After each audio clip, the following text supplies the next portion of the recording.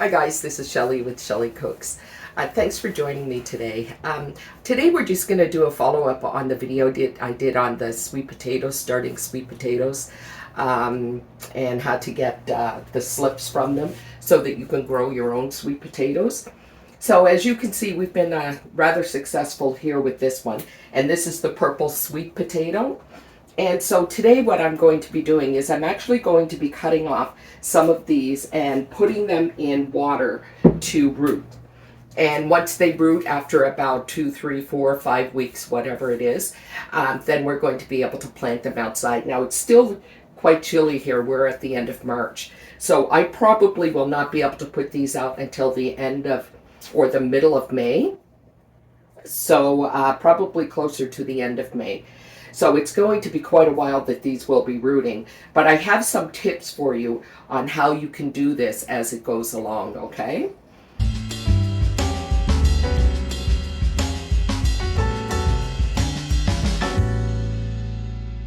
So I'm actually going to bring you over here to the shelf, and you can see what we're doing, or what I'm doing, me and my multiple personalities, I guess the way I say we, and we'll go from there. So, and I'm also going to take you outside and give you an update on my winter sowing jugs that I did and some plants that I put outside. I went away for a bit, and when I came back, the wind had blown my jugs all around on the deck. We had a really windy day. So unfortunately, now I'm questioning whether or not they're even going to come up, because the seeds really need to be surface sown for it to be successful. And so I'm just going to leave them. We'll see what happens with them, and we'll go from there. So let me move you in a little closer, and you can see how I'm going to cut these slips and put them to root. Okay, guys, so as you can see, this one here has done a fantastic job.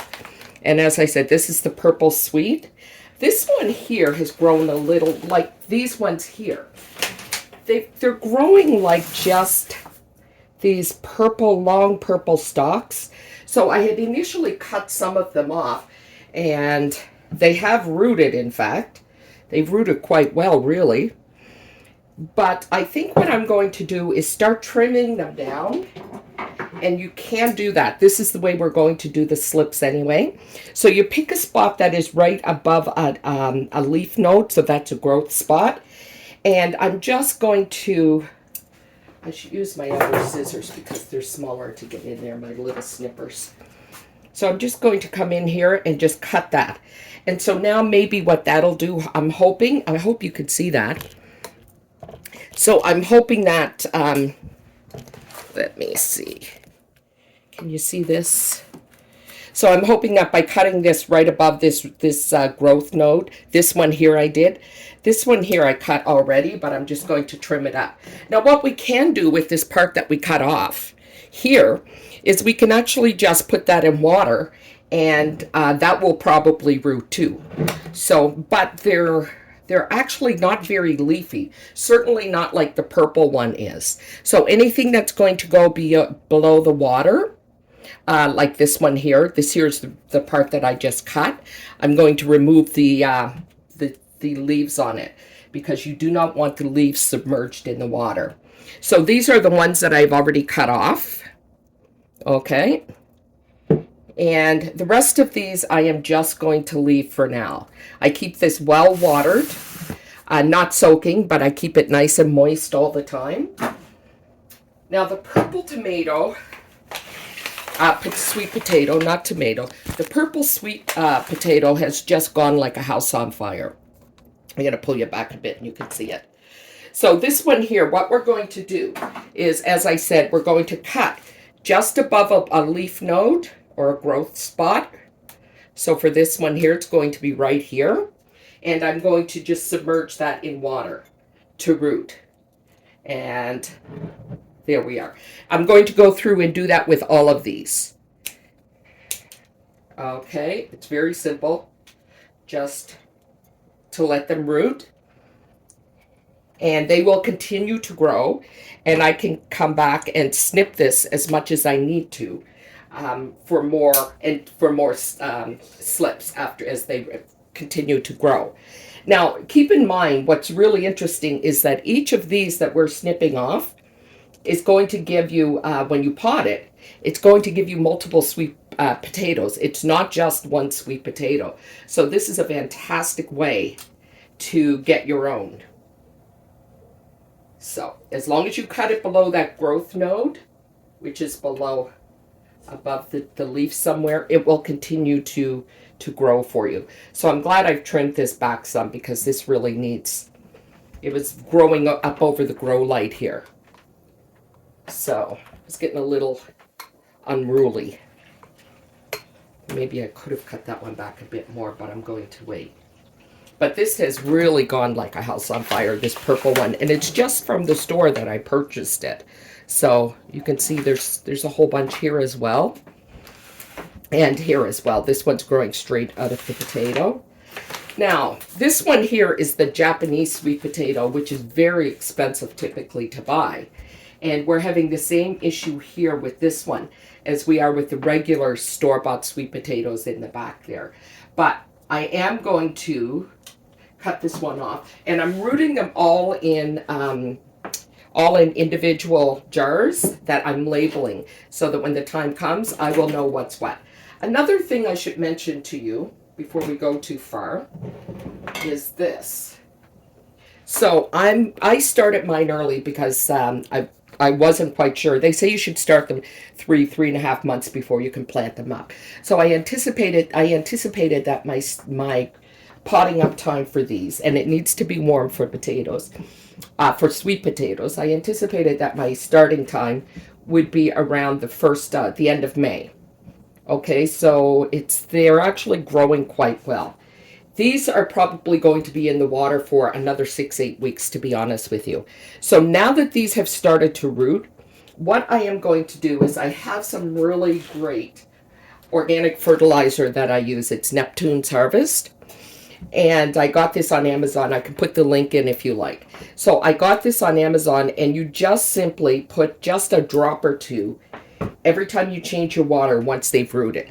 And this will increase the nitrogen and give you more of the beautiful green leaves that you and nice roots as well. It's a 2-3-1 count, so that's the nitrogen, potassium, phosphorus, and potassium. So it's a really good organic fertilizer if you're interested. So that is that with the sweet potatoes.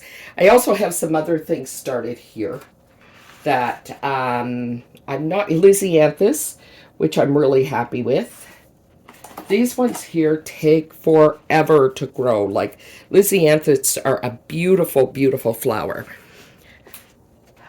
But my gosh, do they ever take a long time to grow. I'm moving this in. I don't know if you'll be able to see this, but they're starting to get some tiny little ones here. I have some Dusty Miller in here. Some of the Lysianthus in the back are starting to grow. These are the sweet potatoes that I started in the water, as you'll recall. And this one here has been growing much better and has more roots on it.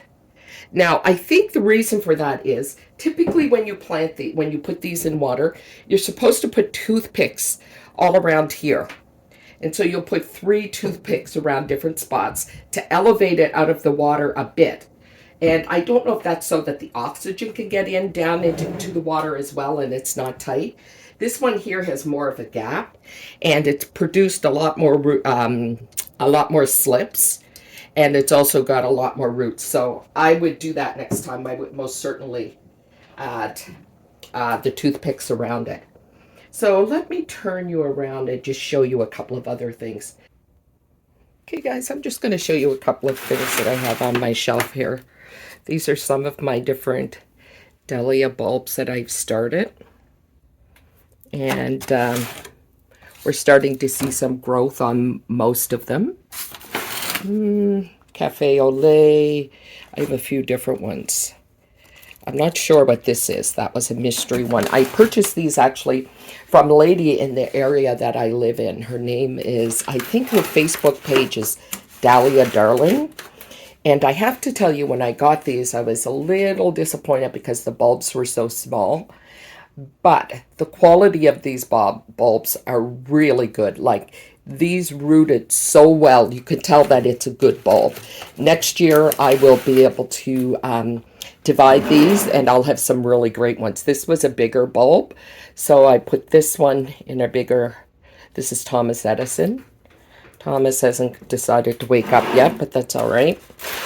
We have Bluebell, American Down. Yeah, American Down. That's a mystery one. So she actually has an option where you can purchase 5 small bulbs that are mystery bulbs. You don't know what you're getting. So I'm quite pleased with the way that these have started. It hasn't taken a long time either.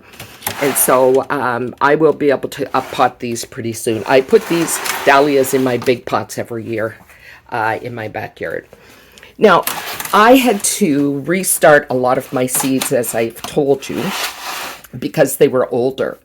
And so they're finally starting to come up. Here I have rosemary, sage, some of the other ones. I've got lots of time for these. And summer savory, lemon balm, mint. I have lots of time for these to come up. These I'm really looking forward to. These are carnations. And so they've got their true leaves now. So I can actually move these up as well and start giving them a little bit of fertilizer. All of these I started just a few weeks ago, maybe 2 weeks ago. These are my different tomatoes as well. So these are seeds as well from last year that I saved for tomatoes. I think these are my Vidalia onions, little ones. Gosh, I have way soaked. A lot more stuff outside. This is my Thai basil that's coming up. These are the older seeds. This is the only thing that came up was the Thai basil. Over here, these are my coleus. They're coming along. They sometimes will start quite slow. These are tomatoes as well. Now, I started a lot of tomatoes in these seeds because I wasn't sure if they would start or not. So what I'm going to do is I'm actually going to go in and just choose the ones that are the hardiest ones, and the others I will just pinch back or pull them out. I don't want them to keep growing because there's too many in this little thing. So I will get to these soon. I'm actually going to turn one of these lights off here in the back, and I'll just leave one set on. So yeah, it's all coming. These are ground cherries. So yep, it's all coming along. I normally have a lot more started inside, but last year I had such success with winter sowing that I said, you know what, I'm going to do a lot of winter sowing outside, and I won't have a lot on my shelves. Well, can't say that was the smartest thing I did, especially after they all blew over. But that's no big deal because I'm just going to go in and start some more seeds. So these are the sweet potatoes we just went through. These are the ones that we're going to save. I'm going to move this into this jar. I had to get a bigger jar for those. These are the Dusty Miller I was telling you about. There's one of our little Lysianthus coming up. And I'm going to let this grow a little bit more, and then I'll come back in and cut some more off of these. Actually, I see one right here I can just snip right now. This one here. Let me see if I can get you in to see this. Sweet potatoes have actually become one of our favorite things. I made a sweet potato souffle yesterday, and my gosh, was it ever good. I was very surprised with it. That's the purple one. So that goes in the water here. So that's going to go there. And now these jars are all going to go up in the window here. Okay, and now before we get ready to actually pot these up, believe it or not, these leaves should all be hardened off just the same way that you would harden off a plant, because once you plant them, they're going to be exposed as well. The slips, I should say, should be hardened off, because once you put them in soil, they're also going to be exposed to the elements, the cold and that sort of thing. I think I'm going to cut this one back here too, to the growth node, and put that in the water. So there. And we'll put this one up as well. There's 3 of them. Now what I'll do is I will come in and change the water on these now about once a week.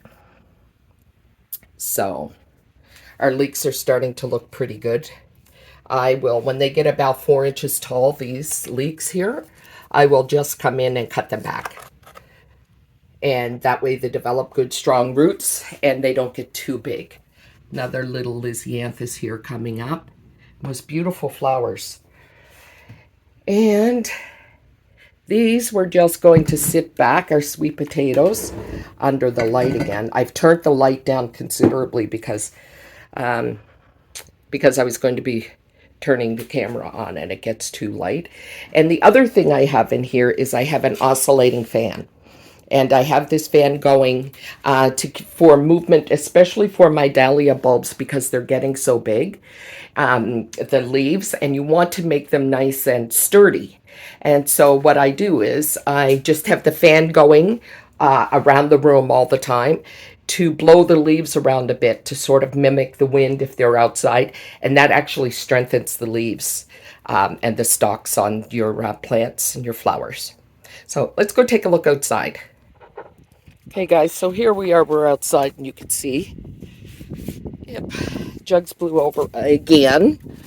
What is this one? Oh, blue enchantment.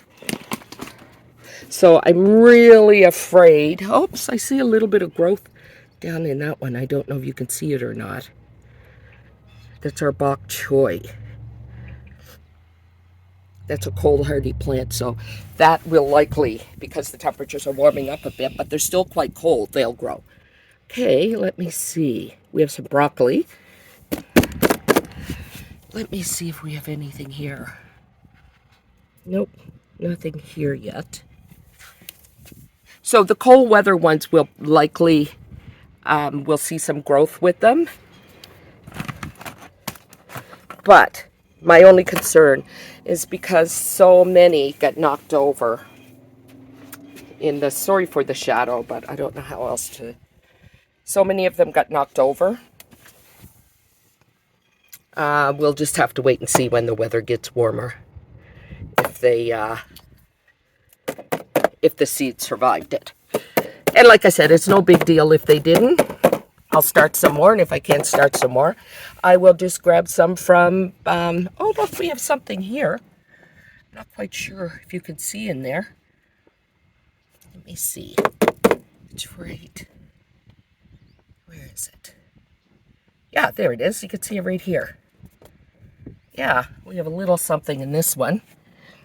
Let me see what it is.